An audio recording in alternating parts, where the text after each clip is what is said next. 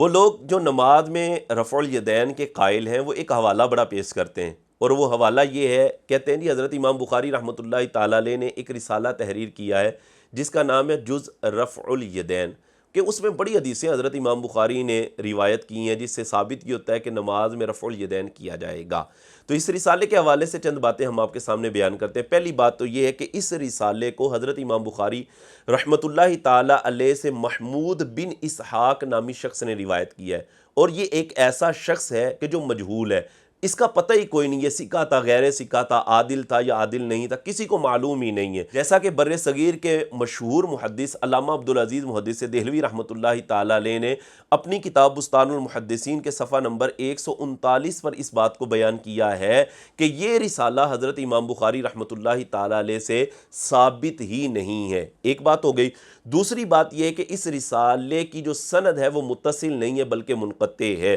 اس میں 3 راوی ایسے ہیں کہ جن کے انتقال کے وقت ان کے شاگردوں کی عمر 11 سے 12 سال تھی، جس سے یہ ثابت ہوتا ہے کہ یہ رسالہ جو ہے اس کی سند متصل نہیں ہے بلکہ سند منقطع ہے۔ 2 باتیں ہو گئی۔ تیسری بات یہ ہے کہ اس رسالے پر خود حضرت امام بخاری کا بھی عمل نہیں ہے اور غیر مقلدوں کا بھی اس رسالے پر عمل نہیں ہے۔ اس کی چند مثالیں میں آپ کے سامنے بیان کرتا ہوں۔ اس میں پہلی مثال یہ کہ اس رسالے میں حضرت عبداللہ بن عمر رضی اللہ تعالی عنہما سے ایک روایت بیان کی گئی کہ نبی کریم صلی اللہ علیہ وآلہ وسلم کان یرفع یدیہ اذا رکع و اذا سجد، کہ حضور علیہ الصلوۃ والسلام جب رکوع کرتے اور جب سجدہ کرتے تو حضور علیہ الصلوۃ والسلام رفع یدین کیا کرتے تھے۔ اب یہ روایت حضرت عبداللہ بن عمر سے جز رفع الیدین کے اندر روایت کی گئی ہے کہ سجدے میں بھی جاتے اور اٹھتے وقت حضور علیہ الصلوۃ والسلام رفع یدین کرتے تھے، حالانکہ صحیح بخاری میں سجدوں کے رفع یدین کی نفی مروی ہے، اور خود حضرت امام بخاری رحمۃ اللہ تعالیٰ علیہ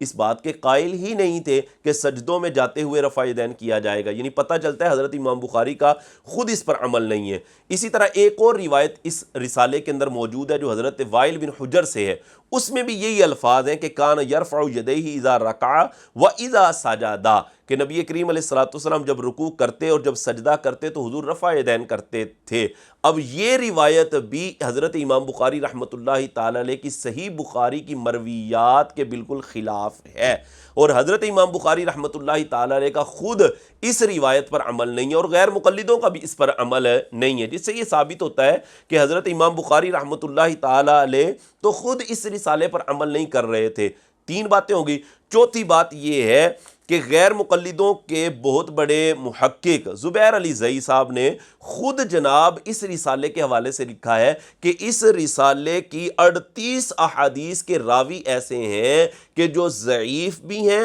اور مدلس بھی ہیں۔ اب آپ خود فیصلہ کریں کہ وہ حضرت امام بخاری رحمۃ اللہ تعالیٰ علیہ کہ جن کو 1,00,000 صحیح احادیث یاد تھیں، اور وہ حضرت امام بخاری رحمۃ اللہ تعالیٰ علیہ کہ جن کو امیر المومنین فی الحدیث کہا جاتا ہے، کیا ان کے شایان شان یہ رسالہ ہو سکتا ہے کہ جس کا 31% حصہ ہی ضعیف ہے، جس سے بھائی یہی ثابت ہوتا ہے کہ یہ رسالہ حضرت امام بخاری رحمۃ اللہ تعالیٰ علیہ کا نہیں ہے، یہ ان کی طرف غلط منسوب کیا گیا ہے۔